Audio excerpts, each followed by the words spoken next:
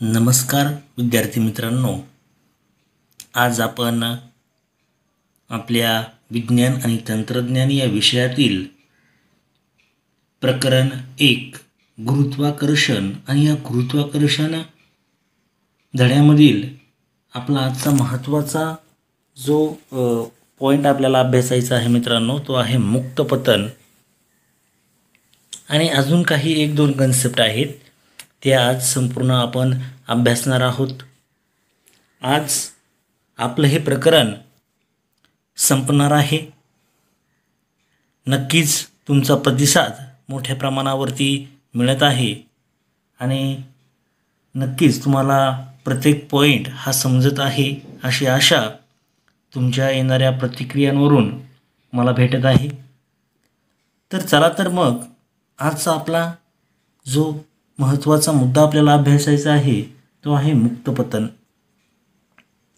आता मुक्त पतन म्हणजे काय मित्रांनो, तर मुक्त पतन म्हणजे एखादी वस्तू जर आपण विशिष्ट उंचीवर धरली तर ती त्या उंचीवरून सहज खालच्या दिशेने पडते, म्हणजेच त्या वस्तूवरती गुरुत्वीय बल कार्य करते असं म्हणतात. ते आपल्याला पुढच्या आपल्या मुद्द्यामध्ये पाहायचे आहे. आता त्यामध्ये त्यांनी म्हटलेलं आहे की करून पाहू. एक लहान दगड हातात धरा, त्यावर कोणकोणती बले प्रयुक्त होत आहेत. आता तो दगड हळूच सोडून द्या. तुम्हाला काय आढळले? तुम्ही सोडून दिल्यावर त्या दगडावर कोणते बल प्रयुक्त झाले?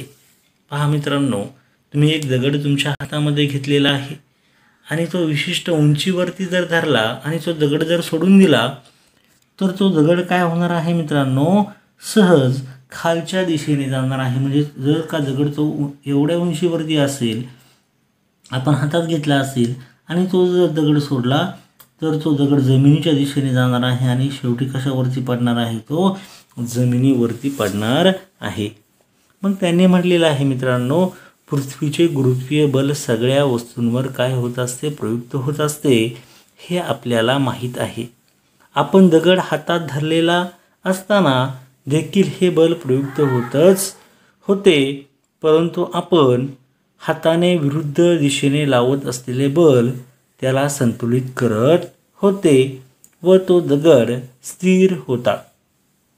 म्हणजे काय केलं होतं मित्रांनो, ज्या वेळेसला आपण तो दगड वरच्या दिशेने उचलला होता त्यावेळेसला आपण खरं तर गुरुत्वीय बलाच्या विरुद्ध दिशेने काय केलं होतं मित्रांनो, कार्य केलं होतं. म्हणजेच आणि त्यानंतर जर आपण दगड सोडला तर तो दगड जमिनीच्या दिशेने गेलेला आपल्याला पाहायला भेटतो. मग त्यांनी म्हटलेलं आहे, आपण हातातून सोडून दिल्यावर दगडावर वेगळे केवळ गुरुत्वीय बल प्रयुक्त होत असल्याने त्याच्या प्रभावाने तो दगड खाली पडला. जेव्हा एखादी वस्तू केवळ गुरुत्वीय बलाच्या प्रभावाने गतिमान असेल तर त्या गतीला मुक्त पतन म्हणतात. म्हणजेच दगडाचे मुक्त पतन होते.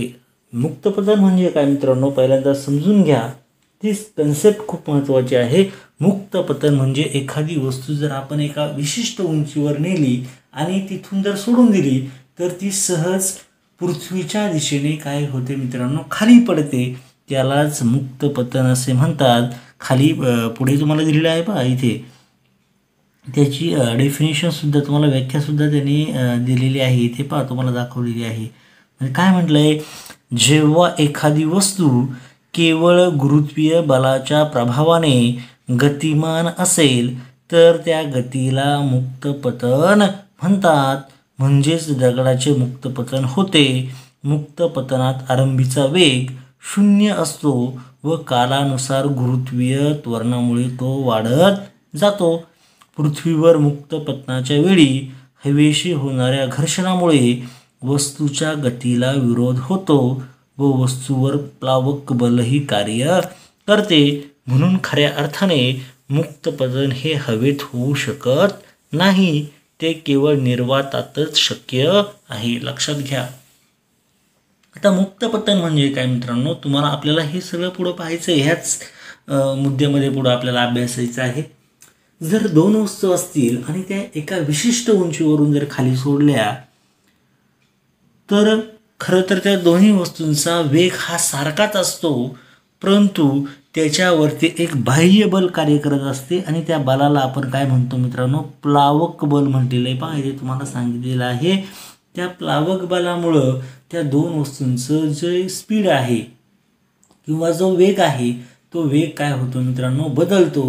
म्हणजेच त्यापैकी एखाद्या वस्तूवरती बाह्य बल म्हणजे कोणते, तर त्याचं उदाहरण द्यायचं म्हटलं तर हवा असेल. म्हणजे जर आपण एखाद्या विशिष्ट उंचीवरून दगड आणि एखादं पीस किंवा मोराचं पीस जर टाकलं किंवा एखादा पीस जर टाकला आपण, तर त्या दोघांचा जो वेग आहे हा खरं तर सारखाच असतो, परंतु हवेमुळे किंवा वातावरणामध्ये असणारे जे वेगवेगळे घटक आहेत त्या घटकांमुळे त्या पीस जर आपण विचारात घेतला तर त्या पिसाचा वेग काय होतो मित्रांनो, त्या ठिकाणी कमी होतो. दगड त्या पिसापेक्षा लवकरात लवकर काय होतो, जमिनीवरती पोहोचतो. परंतु खरं जर पाहिलं तर दोघांचा वेग कसा असतो मित्रांनो, सारखाच असतो. म्हणून त्यांनी म्हटलेलं आहे, ते कुठं शक्य आहे, फक्त त्यांनी म्हटलेलं आहे प्लावक बल असते. म्हणून खऱ्या अर्थाने मुक्त पतन हे हवेत होऊ शकत नाही म्हटलेलं आहे. पहा इथे त्यांनी हवेत होऊ शकतं का, ते हवेत होऊ शकत नाही. केवळ ते कशामध्ये होणार आहे मित्रांनो, निर्वातातच शक्य आहे. हे लक्षात तुम्हाला घ्यायची गरज आहे. पहा आता पुढे तुम्हाला सांगितलं मित्रांनो, मुक्त पतनात वस्तूचा जमिनीवर पडतानाचा वेग व त्यास लागणारा कालावधी आपण न्यूटनची समीकरणे वापरून काढू शकतो. मुक्त पतनासाठी त्वरण हे g असते व आरंभीचा वेग u 0 असतो. हे लक्षात घेऊन ही समीकरणे खालीलप्रमाणे आहेत. पहा ही समीकरणे तेवढीच महत्त्वाची आहेत मित्रांनो. ती समीकरणे कोणती आहेत मित्रांनो, ते आपल्याला पाहायचं आहे. ही जी समीकरणं आहेत ती समीकरणं सुद्धा तितकीच महत्त्वाची आहेत. ही समीकरणं तुम्हाला इयत्ता 11वी आणि इयत्ता 12वी या वर्गांमध्ये सुद्धा अभ्यासायची आहेत. त्यासाठी तुम्हाला यावर्षीच त्यांची तयारी करणं तितकंच गरजेचं आहे मित्रांनो. आता त्यांनी तुम्हाला सांगितल्याप्रमाणे पहा इथे की जी आणि हा जो यू आहे, आता जी म्हणजे काय असतं मित्रांनो, त्वरण म्हणतो आपण त्याला, ॲक्सलरेशन असे म्हणतात. पण ॲक्सलरेशन दाखवताना सगळ्यांना माहिती आहे की ती आपण एने दाखवतो. पण ॲक्सलरेशन ड्यू टू ग्रॅव्हिटी म्हणजे गुरुत्वाकर्षणामुळे असल्यामुळं आपण ते कोणत्या लेटरने दाखवतोय, तर जीने दाखवतोय. हे लक्षात घ्या. आणि यू म्हणजे काय आहे मित्रांनो, यू म्हणजे तुमचा वेग असतो. काय असतो मित्रांनो, तुमचा वेग असतो. वेग तुम्हाला त्या ठिकाणी दाखवलेला आहे. मग आता नक्की ही समीकरणं कोणती आहेत, ती समीकरणं आपण काय करूया, जाणून घेऊया. नक्की ती समीकरणं कोणती आहेत, त्या समीकरणानुसार आपण कशा पद्धतीने ती समीकरणं आलेली आहेत. आता त्यांनी म्हटलेलं आहे पहा, आता समीकरणाच्या आधी ही जी समीकरणं आहेत हे अभ्यासाच्या आधी तुम्हाला काही मुद्दे त्या ठिकाणी त्यांनी दाखवलेले आहेत. ते मुद्दे कोणते आहेत ते पहिल्यांदा पाहू आणि नंतर त्या समीकरणांचा अभ्यास आपल्याला पाहायचा आहे. सरळ वर फेकलेल्या वस्तूच्या गतीचा अभ्यास करताना जीचे मूल्य जी ऐवजी कसं घेतो मित्रांनो, आपण वजा जी घेतो. वजा जी का घेतो मित्रांनो, कारण की वस्तू जर वरतून खाली येत असेल तर तिची किंमत किती असते, जी एवढी असते. परंतु हीच वस्तू जर खालच्या दिशेने जर वरती जात असेल तर ती किती घ्यावा लागेल आपल्याला, वजा जी एवढी घ्यावा लागेल. पहा, कारण या गतीत त्वरण हे वेगाच्या कोणत्या दिशेत असतं मित्रांनो, आता वेग खरं तर खालच्या दिशेने असतो आणि इथे होणारं बल कोणत्या दिशेने आहे मित्रांनो, वरच्या दिशेनं आहे. म्हणून त्यांनी म्हटलेलं आहे पहा, विरुद्ध दिशेने असते. जीचे परिमाण तेवढेच असले तरी या त्वरणामुळे दगडाचा वेग वाढत नसून कमी होत असतो. चंद्र व कृत्रिम उपग्रह देखील केवळ पृथ्वीच्या गुरुत्वीय बलाच्या प्रभावाखाली गतिशील असतात, त्यामुळे तेही मुक्त पतनाचे उदाहरण आहे. आता तुम्हाला एक समीकरण दाखवलेलं आहे मित्रांनो, खाली शेजारी ही 3 समीकरणं दिलेली आहेत. ही समीकरणं काय येतात आणि कशी येतात ते आपल्याला पाहायचं आहे. सगळ्यांना जर माहिती असेल तर जे पहिलं समीकरण आहे न्यूटनचं ऑलरेडी आपण त्याचा अभ्यास केलेला आहे मित्रांनो. आता एक एक समीकरण कसं आलं आहे ते आपण पाहून घेऊया. पहिलं जे समीकरण आहे मित्रांनो ते काय असतं मित्रांनो, फी बरोबर यू प्लस काय असतं मित्रांनो, ए टी हे असतं पहा. आता फी बरोबर यू प्लस ए टी जर असेल तर त्या ठिकाणी आपल्याला कशा पद्धतीने ते येते ते आपण पाहणार आहोत.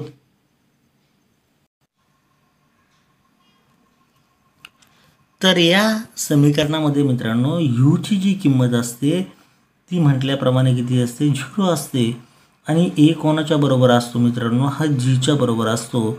जर ह्या किमती जर आपण ह्या समीकरणामध्ये जर टाकल्या तर आपल्याला फी बरोबर यूची किंमत किती आहे मित्रांनो, 0 आहे, अधिक एची किंमत किती आहे मित्रांनो, जी, आणि टी म्हणजे आपल्याला ही शून्य काय असतो त्या ठिकाणी 0च राहणार आहे. म्हणजे काय भेटणार आहे, फी बरोबर काय भेटणार आहे मित्रांनो, जी टी.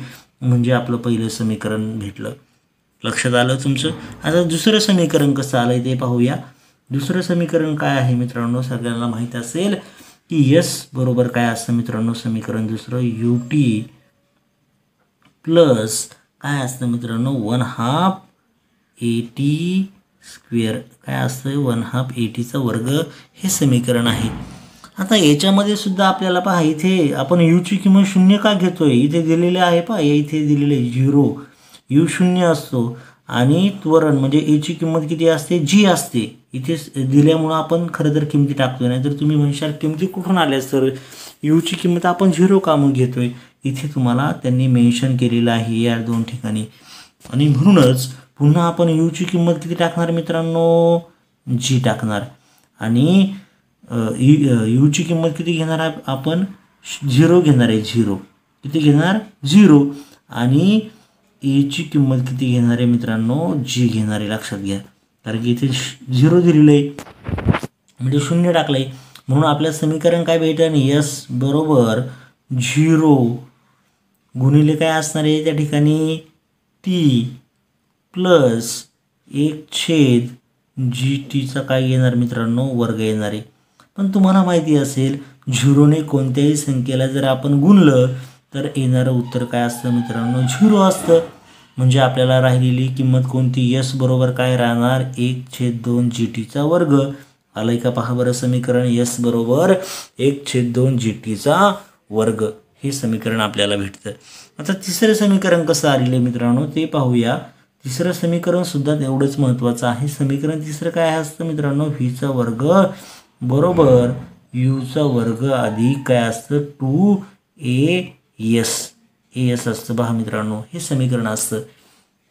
मग यामध्ये सुद्धा तुम्हाला कशाची किंमत 0 टाकायची आहे. आपल्या नियमितप्रमाणे यूची किंमत किती टाकायची मित्रांनो, 0 टाकायची. आणि दुसरी तुम्हाला एची किंमत किती टाकायची, एची किंमत किती टाकायची, जी टाकायची. मग आपल्याला काय भेटणार आहे, फीचा वर्ग बरोबर यूचा वर्ग म्हणजे कितीचा वर्ग घेणार आपण, 0चा वर्ग अधिक 2 एची किंमत किती घेणार आपण, जी, आणि किती येणार, यस. ही संपूर्ण किंमत किती असणार आहे, 0. म्हणजे फीचा वर्ग बरोबर किती भेटणार, 2GS. भेटले का समीकरण, पहा चेक करा. फीचा वर्ग बरोबर 2GS. असं ही अतिशय सोपी समीकरणं आपण या ठिकाणी अभ्यासलेली आहेत. आता पुढचा तुम्हाला एक महत्त्वाचा मुद्दा त्या ठिकाणी दिलेला आहे मित्रांनो. तुम्हाला एखादं समीकरण समजलं नसेल तर तुम्ही विचारू शकता. अतिशय सोपी समीकरण आहेत मित्रांनो ही. आणि इयत्ता 11वी आणि 12वीला तुम्हाला ही समीकरणं अगदी डिटेलमध्ये त्या ठिकाणी अभ्यासायची आहेत. या ठिकाणी तुम्हाला डायरेक्टली दिलेली आहेत. ओके, तर त्या ठिकाणी पहा एक महत्त्वाचा मुद्दा जो ऑलरेडी तुम्हाला मगाशी मी सांगितला तोच मुद्दा इथे पुन्हा आपल्याला काय करायचा, अभ्यासायचा आहे. माहीत आहे का तुम्हाला, पृथ्वीवरील एका स्थानावर जीचे मूल्य सगळ्या वस्तूंसाठी एकसमान असते. म्हणून कुठल्याही 2 वस्तू एकाच उंचीवरून सोडल्यास एकाच वेळे जमिनीवर पोहोचतात.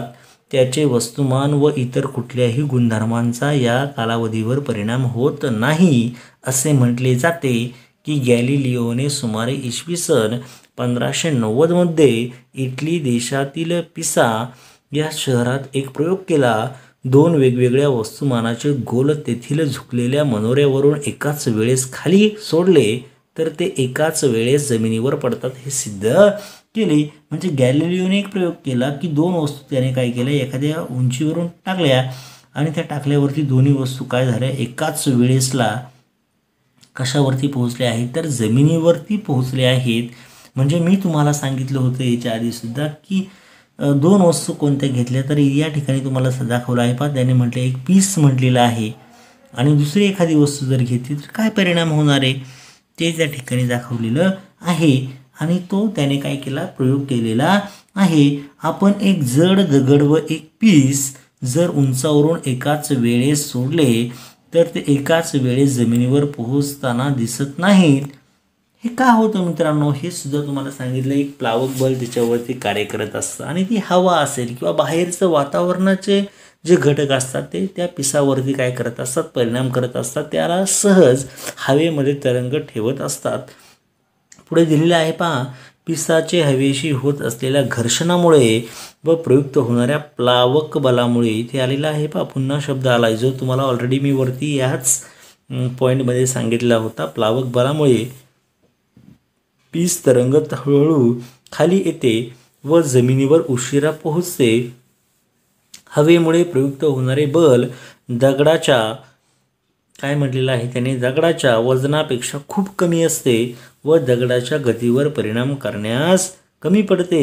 तथापि शास्त्रज्ञांनी हा प्रयोग निर्वातात केला असून दगड व पीस दोन्ही वस्तू एकाच वेळेस जमिनीवर पोहोचतात हे सिद्ध केले आहे. हा प्रयोग कुठं केला आहे मित्रांनो, त्याने निर्वात पोकळीमध्ये केलेला आहे की ज्या ठिकाणी बाहेरचा कोणताही घटक त्या वस्तूंवरती परिणाम करत नाही. म्हणजे उदाहरणार्थ हवा, जर आपण दगड आणि एखादं पीस जर एखाद्या उंचीवरून जर खाली सोडलं तर दगड हा त्या पिसाच्या आधी जमिनीवरती पडतो. तो का पडतो मित्रांनो, तर त्याच्यावरती बाहेरून हवा परिणाम करीत असते. परंतु जर तोच प्रयोग आपण निर्वातामध्ये केला किंवा त्याला आपण व्हॅक्यूम म्हणतो, तर त्या व्हॅक्यूममध्ये जर केला तर नक्कीच हवेचा परिणाम त्या पिसावरती होत नाही आणि त्यावेळेसला दगड आणि ते पीस सारख्याच कालावधीमध्ये काय होतं मित्रांनो, जमिनीवरती पडतं. आणि याचा जर तुम्हाला डिटेल अभ्यास करायचा असेल, पाहायचा असेल, ज्याप्रमाणे आता तुम्ही यूट्यूबला लेक्चर पाहत आहात त्याचप्रमाणे तुम्हाला यूट्यूबचा एक त्याने लिंक दिलेली आहे. ती लिंक जर तुम्ही ओपन केली तर त्या लिंकवरती तुम्हाला हे काय होईल पाहायला भेटेल. ओके, आता आपण आपला पुढचा पॉईंट पाहणार आहोत. तितकाच महत्त्वाचा तो पॉईंट आहे. हे न्यूमेरिकल्स आहेत, हे एक्झाम्पल आपण घेणार आहोत आपल्या शेवटच्या पार्टमध्ये. आज आपला ही प्रकरण म्हणजे थेरॉटिकल पार्ट संपूर्ण काय होणार आहे मित्रांनो, संपणार आहे. ओके, आता पुढचा जो पॉईंट आहे मित्रांनो, काय म्हटलं आहे त्यांनी, गुरुत्वीय स्थितीज ऊर्जा. कोणती ऊर्जा सांगितलेली आहे, गुरुत्वीय स्थितीज ऊर्जा असे म्हटलेलं आहे किंवा त्यालाच काय म्हणतो आपण, ग्रॅव्हिटेशनल पोटेन्शियल एनर्जी म्हणतो. काय म्हणतो आपण त्याला, गुरुत्वीय स्थितीज ऊर्जा म्हणजे ग्रॅव्हिटेशनल पोटेन्शियल एनर्जी असे म्हणतात.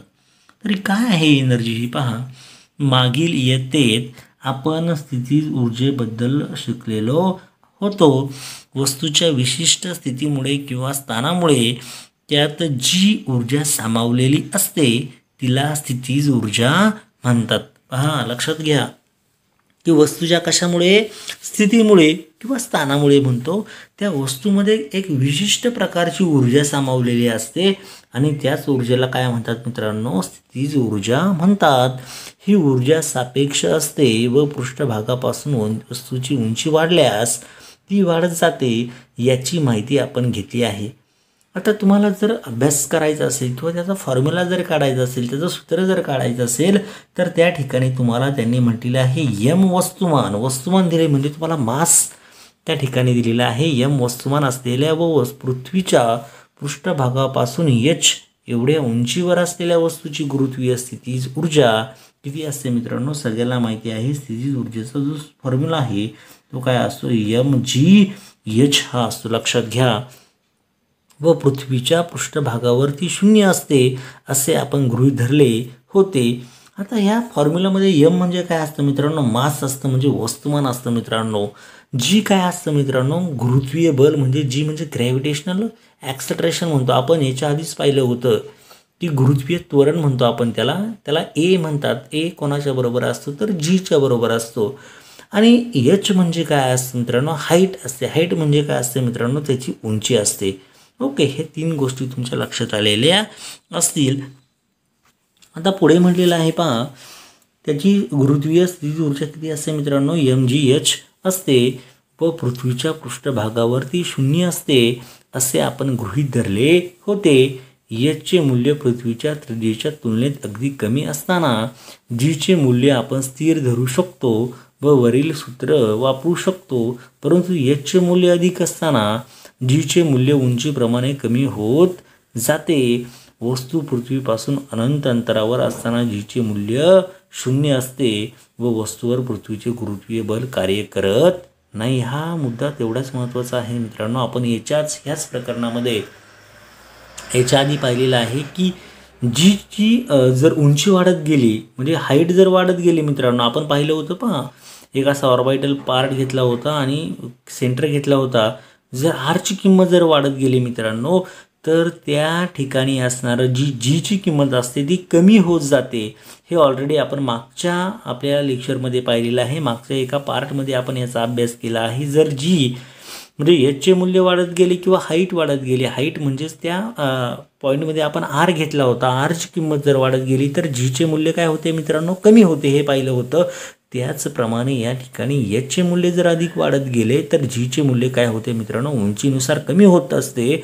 वस्तू पृथ्वीपासून अनंत अंतरावर असताना जीचे मूल्य 0 असते व वस्तूवर पृथ्वीचे गुरुत्वीय बल कार्य करत नाही. त्यालाच आपण निर्वात पोकळी किंवा व्हॅक्यूम असे म्हणतो मित्रांनो. पहा, त्यामुळे तेथे वस्तूची गुरुत्वीय स्थिती ऊर्जा 0 घेणे अधिक योग्य ठरते. अर्थात अंतर त्याहून कमी असल्यास स्थितीज ऊर्जा 0हून कमी अर्थात ऋण घेतली जाते. आता इथे ऋण का घेतलेले आहे मित्रांनो, त्यालाही तेच कारण आहे.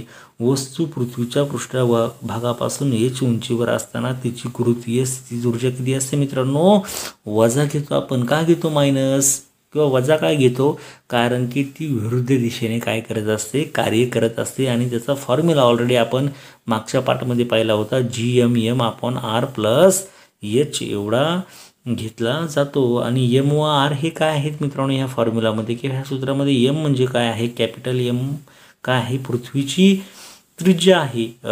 पृथ्वीची त्रिज्या कॅपिटल आर आहे. आणि कॅपिटल एम काय आहे मित्रांनो, हे पृथ्वीचे काय म्हटलेले वस्तुमान. आणि कॅपिटल आर म्हणजे काय म्हटले, पृथ्वीची त्रिज्या असे आहे. हे लक्षात तुम्हाला घेणं गरजेचं आहे मित्रांनो. लक्षात घ्या, हे मुद्दे तेवढेच महत्त्वाचे आहेत. कारण की या ठिकाणी येणारं जे वजा साईन आहे, हे वजा साईन तुम्हाला त्या ठिकाणी कशामुळे येतं आहे, तर ते वजा साईन तुम्हाला त्याच्यामध्ये असणारा जो बदल आहे किंवा त्याच्यामध्ये असणारी जी दिशा आहे, त्या दिशेमुळे त्या ठिकाणी वजा साईन आपण घेतो आहे मित्रांनो. मागच्या वर्षीचं जे 12वीचं जे बुक आहे किंवा त्या 12वीच्या बुकमध्ये तुम्हाला ग्रॅव्हिटेशन नावाचा पहिला धडा त्या ठिकाणी आहे. आणि यावर्षी 12वीचा जो सिलेबस आला त्याच्यामध्ये पहिला धडा जो आहे रोटेशनल डायनॅमिक्स, त्याच्यामध्ये सुद्धा तुम्हाला बराचसा पार्ट त्या ठिकाणी अभ्यासायचा आहे.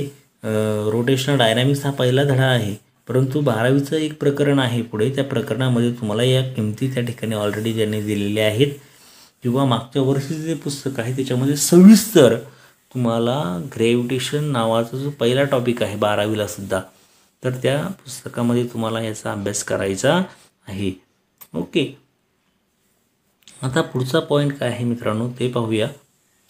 आता मुक्ती वेग म्हटलेला आहे पहा, हा पॉईंटसुद्धा तेवढाच महत्त्वाचा आहे. आणि हा आपल्या शेवटचा पॉईंट आपल्याला अभ्यासायचा आहे आज. यानंतर आपलं हे प्रकरण काय होणार आहे मित्रांनो, संपणार आहे. हे लक्षात घ्या. मुक्ती वेग म्हणजे काय आपण पाहूयात.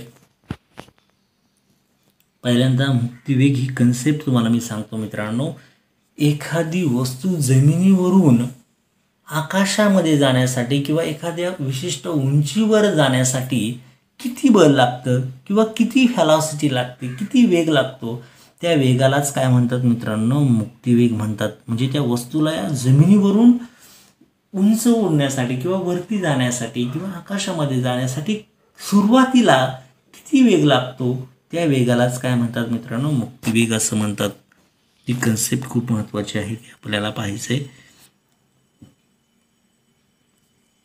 आता त्यांनी म्हटलेलं आहे पहा, चेंडू वर फेकल्यावर त्याचा वेग कमी होत जातो व हे पृथ्वीच्या गुरुत्वाकर्षणामुळे होते. हे आपण पाहिले. एका विशिष्ट उंचीवर जाऊन त्याचा वेग 0 होतो व तेथून तो खाली पडू लागतो. त्याची कमाल उंची त्याच्या आरंभी वेगावर अवलंबून असते. न्यूटनच्या तिसऱ्या समीकरणाप्रमाणे आता आपणच काही मिनिटापूर्वी तिसरं समीकरण पाहिलं. व्हीचा वर्ग बरोबर यूचा वर्ग अधिक 2as हे घेतलं होतं. परंतु आपल्याला माहिती असेल त्याचा जो अंतिम वेग आहे मित्रांनो, तो अंतिम वेग काय म्हणतील, तो किती होणार आहे अंतिम वेग, तर तो अंतिम वेग आपल्याला पाहायचा आहे.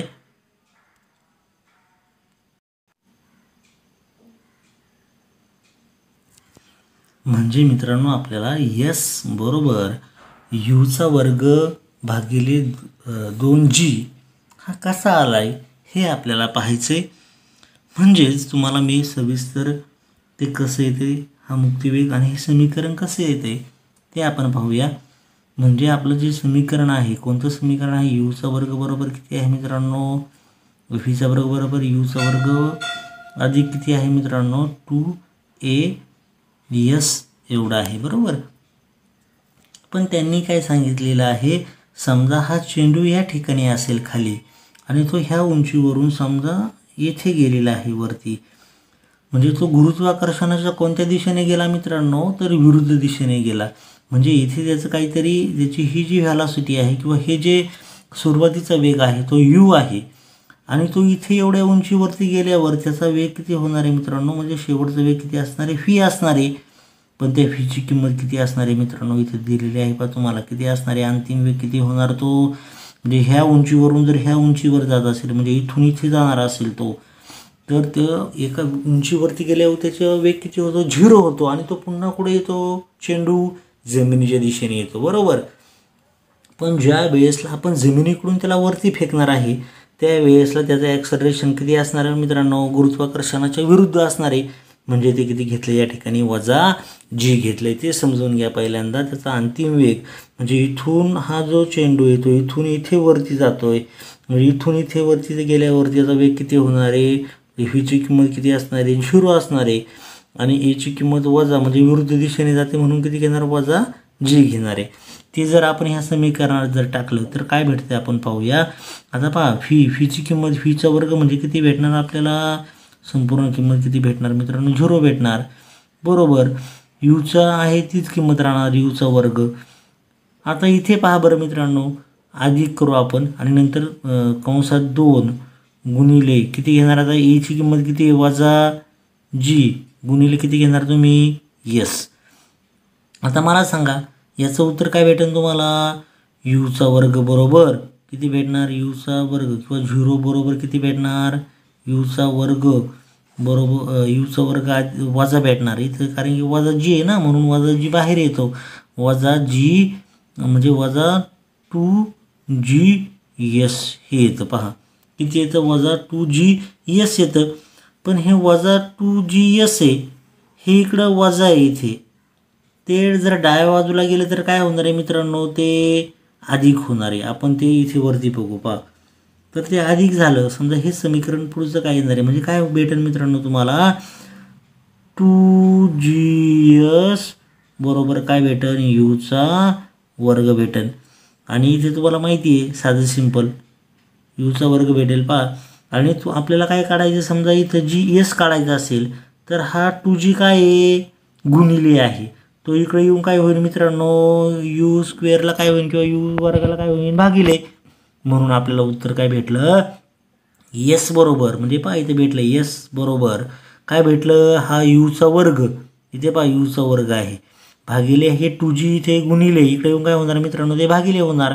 म्हणजे आपल्याला समीकरण काय भेटतंय, साधं सिंपल आहे पहा, एकदम अतिशय सोपं हे समीकरण आहे. काय केलं आपण, व्हीचा जो वर्ग आहे, व्हीच्या वर्गामध्ये काय केलं, हा जो यूचा वर्ग अधिक 2AS घेतलं.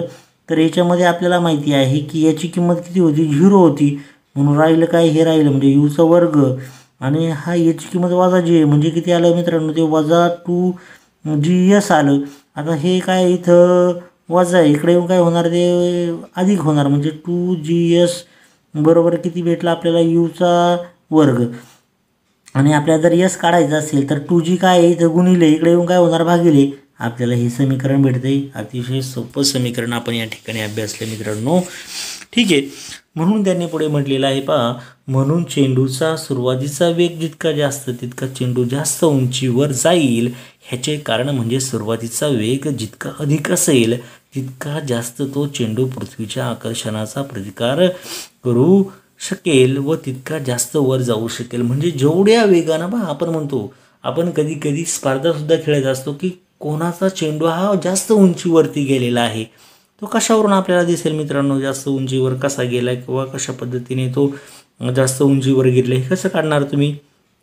जर तुम्ही जास्त फोर्स वापरलं किंवा जास्त बलाने तो चेंडू जर वरच्या दिशेने फेकला तर तो नक्कीच जास्त उंचीवर काय होतो, जातो. म्हणजेच तो आकर्षणाला किंवा पृथ्वीच्या आकर्षणाला काय करू शकेल, तो प्रतिकार करू शकेल व तितका जास्त वर जाऊ शकेल. पहा, आपण वर पाहिल्याप्रमाणे जीचे मूल्य भूपृष्ठा पासूनच्या उंचीनुसार कमी होत जाते. म्हणून उंचावर गेल्यावर चेंडूवरील पृथ्वीचे आकर्षण कमी होते.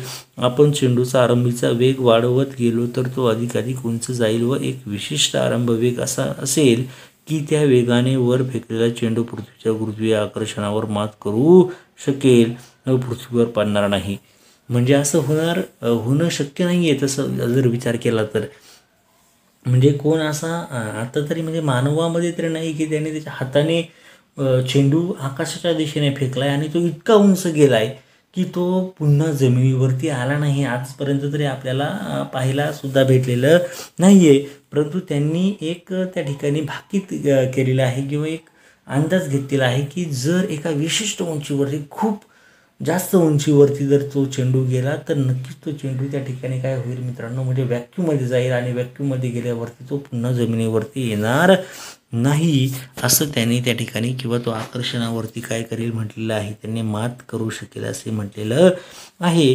आरंभ वेगाच्या विशिष्ट मूल्यास मुक्तिवेग म्हणतात. पहा, आरंभ तुम्हाला मी सुरुवातीला सांगितलं होतं. पहा, आरंभ म्हणजे काय मित्रांनो, सुरुवातीचा किंवा आरंभ वेगाच्या विशिष्ट मूल्यास मुक्तिवेग म्हणतात. कारण या वेगाने वर फेकलेली वस्तू पृथ्वीच्या गुरुत्वीय आकर्षणापासून मुक्त होऊ शकेल. मुक्तिवेगाचे सूत्र आपण ऊर्जा अक्षयतेचा सिद्धांत वापरून पुढील प्रमाणे काढू शकतो. आता ते कसं येणार इक्वेशन ते आपल्याला पाहायचं आहे. आरंभ वेग मुक्तिवेगा एवढा असलेली पृथ्वीच्या पृष्ठभागापासून सरळवर जाणारी वस्तू पृथ्वीच्या गुरुत्वाकर्षणापासून मुक्त होते. गुरुत्वाकर्षणाचे बल अंतराच्या वर्गाच्या व्यस्तानुपातात असल्याने ते बल अनंत अंतरावर शून्यच होते किंवा अनंत अंतरावरच शून्य होते. म्हणजेच वस्तूला या बलापासून मुक्त होण्यासाठी अनंत अंतरावर जावे लागते. म्हणजे वस्तू अनंत अंतरावर जाऊन काय होते मित्रांनो, स्थिर होते. तुम्हाला मी आताच उदाहरण दिलं चेंडूचं. चेंडू जर एवढ्या उंचीवर गेला तर तो नक्कीच जमिनीवरती येणार आहे. परंतु तो चेंडू जर अनंत अंतरावरती जर गेला तर त्या ठिकाणी तो काय होणार आहे मित्रांनो, स्थिर होणार आहे. तो पुन्हा जमिनीवर येणार नाही. पण हा नक्कीच काही येऊ शकतो. एवढ्या उंचीवर जर असेल तर तो नक्कीच जमिनीवरती येऊ शकेल. आता ते आपल्याला समीकरणाचा वापर करून काढायचे. आपण समीकरण पाहूया. समीकरण खूप सोपं आहे मित्रांनो, समजून घ्यायची गरज आहे फक्त. इथे पहा, तुम्हाला आता काय म्हटलेलं आहे त्यांनी, पृथ्वीच्या पृष्ठभागावरती म्हटलेलं आहे. पहा, हे पृष्ठभागावरील आहे, हे अनंत अंतरावरती आहे. आता अनंत अंतर म्हणजे काय घेतो आपण मित्रांनो, इन्फिनिटी म्हणतात त्याला. काय म्हणतात याला, इन्फिनिटी हे साईन आहे. इन्फिनिटी म्हणजे अनंत अंतरासाठीच असतं. आता पृथ्वीच्या पृष्ठभागावरील किती घेतो आपण, गतिज ऊर्जा सगळ्यांना माहिती आहे, 1/2 mv वर्ग असतो. आणि आता एस्केप म्हणजे काय आहे, इथे पहा ESC दिलेलं आहे तुम्हाला. ESCचा अर्थ काय होतो, एस्केप व्हेलॉसिटी. एस्केप म्हणजेच त्यालाच काय म्हणतो आपण, इथे वरती दिलेलं आहे पहा तुम्हाला, मुक्तिवेग म्हटलेलं आहे का नाही. मुक्तिवेग म्हणजे काय, सुरुवातीचा वेग असतो. आता इथं स्थितीज ऊर्जा म्हटल्या, स्थितीज ऊर्जेचा फॉर्म्युलासुद्धा तुम्हाला माहिती आहे, GMM अपॉन आर म्हटलेलं आहे. पण मायनस साईन काय घेतलं किंवा वजा साईन काय घेतले मात्र मित्रांनो, कारण की काय होणार आहे, ते विरुद्ध दिशेने काय करतं, कार्य करतं. आता दोघांची जर आपण बेरीज केली म्हणजे एकूण ऊर्जा काढताना आपण काय करतो, गतिज ऊर्जा अधिक काय करतो, स्थितीज ऊर्जा करतो. मग गतिज ऊर्जा किती आहे, 1/2 mv वर्ग आहे. पण जर इथे मायनस साईन आहे पहा, इथे वरती दिसते तुम्हाला, याच्यामध्ये मायनस साईन दिसते या फॉर्म्युलामध्ये, म्हणून इथे कोणतं साईन आलं, मायनस साईन आलं. 1/2 mv वर्ग वजा GMM अपॉन आर हेच भेटलेलं आहे. परंतु जर तेच अनंतांतरावरती जर असेल तर गतिज ऊर्जा पण किती असते, 0 असते. स्थितीज ऊर्जा काय भेटते, जर आपण हे आरची किंमत म्हणजे इथे असणारा जो आर आहे त्याची किंमत जर आपण इन्फिनिटी जर ठेवली आणि सगळ्यांना माहिती आहे जर ह्या संख्येने किंवा ह्या इन्फिनिटीने कोणत्याही संख्येला जर भागलं तर उत्तर किती येतं मित्रांनो, नेहमी 0 येतो. म्हणजे एका अनंत संख्येने एका छोट्या संख्येला जर भागलं म्हणजे 1ला जर साधारणतः एक अनंत संख्येने जी मोजताच येत नाही अशा संख्येने जर भागलं तर आपल्याला नक्कीच तर हे 0.000 असे कितीतरी 0 भेटतील. म्हणजे ते जवळपास किती भेटणार आहे, 0 भेटतं मित्रांनो पहा. आणि मग दोघांची बेरीज जर केली तर नक्कीच उत्तर किती भेटणार आहे, त्या ठिकाणी त्याचा वेग किंवा ऊर्जा किती भेटणार आहे, 0 भेटणार आहे. आता पुढच्या पेजवरती आपल्याला पाहायचं ह्या दोघांमधलं रिलेशन पाहिजे. म्हणजे ही दोन फॉर्म्युला लक्षात ठेवा. पहिला फॉर्म्युला कोणता आहे, गतिज ऊर्जा 1/2 mv वर्ग आणि स्थितीज ऊर्जा किती आहे मित्रांनो, वजा GMM अपॉन आर. आता पुढच्या पेजवरती पाहूया आपण नक्की काय दिलेलं आहे पहा. अतिशय सोपा पार्ट दिला आहे तुम्हाला, ते कसं येते ते फक्त तुम्हाला या ठिकाणी दाखवलेलं आहे पहा. आता त्यांनी म्हटलेलं आहे पहा, ऊर्जा अक्षयतेचा नियम सगळ्याला माहिती असेल मित्रांनो. काय सांगतो ऊर्जा अक्षयतेचा नियम, ऊर्जा काय केलं आहे त्यांनी, काय म्हटलं, ऊर्जा निर्माणही करता येत नाही आणि नष्टही करता येत नाही. तिचं एका प्रकारातून काय करतो आपण दुसऱ्या प्रकारात काय करतो, रूपांतर करतो, किंवा त्यालाच आपण काय म्हणतात मित्रांनो, energy can not be created nor destroy, it can be converted in one form to the another form. म्हणजे तिचं एका प्रकारातून दुसऱ्या प्रकारामध्ये काय करतो आपण, रूपांतर करतो. म्हणजे ती काय असते, दोन्ही प्रकारच्या ज्या एनर्जी आहेत किंवा ऊर्जा कशा असतात मित्रांनो, सारख्या असतात. ते दाखवलं आहे पहा तुम्हाला. E1 बरोबर काय असतं मित्रांनो, E2 हे असणार आहे. मग E1 बरोबर जर E2 असेल तर दोघांमध्ये असणारा फरक किती असणार आहे मित्रांनो, सांगा बरं. समजा E1 ची किंमत 1 आहे आणि E2 ची किंमत सुद्धा किती असणार आहे, 1 आहे. दोघांमधला किती फरक असणार आहे मित्रांनो, 1 वजा 1 जर गेले तर 0 असणार आहे. म्हणजे इथे पण त्याने 0 का घेतले तुमच्या लक्षात आलं असेल. का घेतले 0 का घेतले, कारण की दोघांमधलं जर आपण वजाबाकी केली तर उत्तर काय भेटणार आहे, म्हणजे आपल्याला माहिती होतं. दोन्ही फॉर्म्युले आपण वापरले जे मागच्या पेजवरती आपण पाहिले होते, स्थितीज आणि गतिज ऊर्जेचे. मग 1/2 mv वर्ग वजा GMM अपॉन आर बरोबर 0 घेतलं आहे. कारण की का घेतलं 0, कारण की दोन्ही एकमेकांना कसे आहेत, सारखे आहेत. आता ह्याच्यावरून हा फॉर्म्युला कसा भेटतो ते आपण आता इथे पाहूया. आता तुम्हाला माहिती असेल मित्रांनो, हे इथे काय आहे मित्रांनो, वजा आहे. ह्या बाजूला जाऊन काय होणार आहे, ते अधिक होणार आहे. म्हणजे काय भेटेल आपल्याला, 1/2 mv काय भेटेल मित्रांनो, वर्ग बरोबर GMM आपण काय भेटणार आहे, कॅपिटल आर. आता हे इकडं अधिक झालं, इकडं वजा होतं पहा, इथे वजा साईन होतं, पण ते उजव्या बाजूला काय गेल्यावरती काय होणार आहे, अधिक होणार आहे. आता लक्षात ठेवा, हा यम इथे काय आहे, गुणिले आहे. तो ह्या बाजूला येऊन काय होणार, भागिले होईल. म्हणजे ह्या यमला हा यम काय होतो, छोटा यम कॅन्सल होतो. आता राहिलं काय मित्रांनो ते पाहूया. काय राहिलं, 1/2 बरोबर GM आपण काय राहिलं, आर राहिलं. आता मला सांगा, आणि याला गुणिले किती आहे, या 1/2ला गुणिले किती आहे, व्हीचा वर्ग आहे बरोबर ना. इथे पहा, हा व्हीचा वर्ग आणि 1/2 आहे. म्हणजे हे 1/2 आणि हा व्हीचा वर्ग बरोबर हे GM. इथे पहा GM दिसतंय का तुम्हाला, GM आणि हा आर, तो आर इथे घेतला आहे. म्हणजे हे एवढं समीकरण आता आपण पाहिलं. म्हणजे काय, कोणतं समीकरण भेटलं आपल्याला, सगळं क्लिअर म्हणजे झाल्यावरती काय भेटलं, म्हणजे किती भेटतात आपल्याला, व्हॅल्यू किती भेटली, व्हीचा वर्ग किंवा त्याची व्हॅल्यू किती भेटली, 2. म्हणजे राहिलेली किंमत याच्यावरून ह्या समीकरणावरून किती भेटेल आपल्याला, कॅन्सल झाल्यावरती किती भेटणार आहे ती, 2 म्हणजे कशी भेटली तर पुन्हा एकदा सांगतो तुम्हाला म्हणजे तुमच्या लक्षात येईल. पहा इथे हे समीकरण जर आपण वापरलं इथे हे समीकरण कसं येते ते तुम्हाला मला दाखवायचं आहे. पुन्हा एकदा सांगतो. पहा इथे याचा विचार जर केला तर किती 1/2 m व्हीचा वर्ग आहे का नाही. बरोबर किती घेणार हे ह्या बाजूला गेल्यावर काय होणार प्लस म्हणजे GM आपण किती राहणार R. मग ह्या एमला हा एम काय होणार कॅन्सल. मग राहिलं काय 1/2 व्हीचा वर्ग बरोबर GM. आपण किती घेणार आपण R. पण लक्षात ठेवा हा 1/2 आहे हा 2 भागिले आहे म्हणून तो ह्या बाजूला जाऊन काय होणार मित्रांनो गुणिले होणार. म्हणजे आपल्याला समीकरण कोणतं हे समीकरण भेटन. पहा म्हणजे हा व्हीचा वर्ग बरोबर 2GM भेटन का 2 हा इथं हा 2 इकडे जाणार आहे इथे हा 2 इथे जाणार आहे म्हणजे 2GM भागिले R भेटलं का समीकरण. पहा बरं भेटलं का इथे. पहा व्हीचा वर्ग बरोबर 2GM अपॉन R आणि त्याच्यानंतर त्याचं काय घ्यायचं स्क्वेअर रूट म्हणजे त्याचं काय घ्यायचं वर्गमूळ घ्यायचं आणि त्याचं वर्गमूळ घेतल्यावर फीच्या वर्गाचं वर्गमूळ किती घेतो आपण फी एस्केप किंवा फी आलं फक्त आणि ही फक्त ही संख्या जी आहे इथे दिसते ती वर्गमुळात घेतली म्हणून आपल्याला पुढचं समीकरण काय भेटलं या ठिकाणी भेटलेलं आहे. आता मित्रांनो आणि तेच लिहिताना आपण कसं लिहितो तर ते सुद्धा तुम्हाला त्या ठिकाणी त्यांनी दाखवलेलं आहे. तेच लिहिताना आपण कसं लिहितो √GR असं लिहितो. कसं लिहितो मित्रांनो √GR ही किंमत त्या ठिकाणी आपण काय ठेवतो पुट करतो आणि त्यांनी म्हटलेलं आहे √2GR.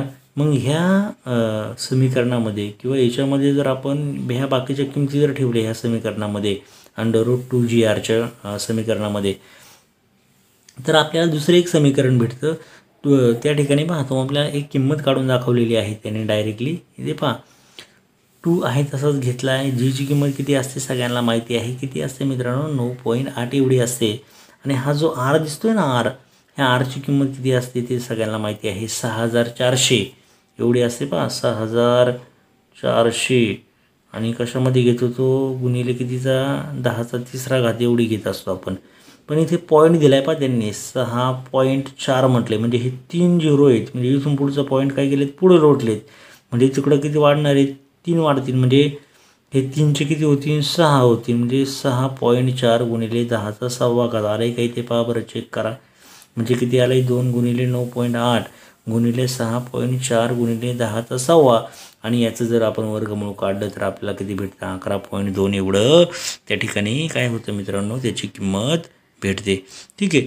आता त्यांनी खाली म्हटलेलं आहे पहा की चंद्रावर किंवा दुसऱ्या ग्रहांवर पाठवल्या जाणाऱ्या अवकाश यानांचा आरंभीचा वेग मुक्तिवेगापेक्षा अधिक असणे आवश्यक असते जेणेकरून ती याने पृथ्वीचे गुरुत्वाकर्षण पार करून इतर ग्रहांकडे जाऊ शकतील. हा तेवढाच महत्त्वाचा मुद्दा त्या ठिकाणी दिलेला आहे. पहा मित्रांनो असा हा टॉपिक आपला या ठिकाणी संपलेला आहे. त्या ठिकाणी त्यांनी एक शेवटचा पॉईंट दिला तो 2 मिनिटात आपण पाहूयात.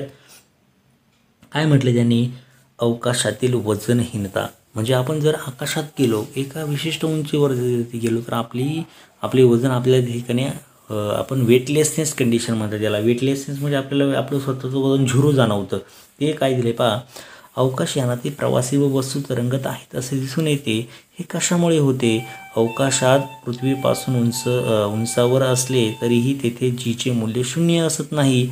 अवकाश स्थानकावर जीचे मूल्य पृथ्वीच्या पृष्ठभागावरील मूल्याच्या तुलनेत केवळ 11% कमी असते. त्यामुळे अवकाशयानांची उंची हे वजनहीनतेचे कारण नसते. त्यांची वजनविरहित अवस्था ही त्यांच्या व अवकाशयानांच्या मुक्तपतनाच्या अवस्थेमुळे असते. यानाच्या कक्षेतील वेगामुळे जरी ते प्रत्यक्षात पृथ्वीवर पडत नसले तरी त्यांच्यावर केवळ गुरुत्वीय बलच प्रयुक्त होत असल्याने ते मुक्तपतनच करीत असतात. मुक्तपतनाचा वेग वस्तूच्या गुणधर्मावर अवलंबून नसल्याने प्रवासी यान व त्यातील वस्तू समान वेगाने मुक्तपतन करीत असतात. त्यामुळे एखादी वस्तू हातातून सोडल्यावर प्रवाशाच्या सापेक्ष ती स्थिर राहते व वजनरहित असल्याचे जाणवते. हे का होतं मित्रांनो म्हणजे त्यांनी एक साधं सिंपल दाखवलेलं आहे. म्हणजे हा जर प्रवासी असेल हे विमान असेल आणि त्याच्यामध्ये असणारी समजा ही वस्तू असेल ती जर काही उंचीवरती असेल समजा ह्या उंचीवरती आहेत पण ते जर खाली येत असतील तर त्या सगळ्यांचं त्वरण कसं असतं मित्रांनो, सारखं असतं. म्हणून ही वस्तूसुद्धा त्याला काय वाटते, तरंगते. त्याला स्वतःला पण कसं वाटतं, मी तरंगतोय. आणि त्याला विमान पण कसं दिसतं त्या ठिकाणी तरंगताना आपल्याला म्हणजे पाहायला भेटतं. म्हणजे सगळं त्यावेळेसला जी कंडिशन असते त्या कंडिशनला काय म्हणतो आपण, वजनहीनता म्हणतात. काय म्हणतो आपण त्याला, वजनहीनता. ओके, हा असा सोपा असणारा आपला पाठ किंवा हे जे पहिलं प्रकरण होतं मित्रांनो या ठिकाणी संपलेलं आहे.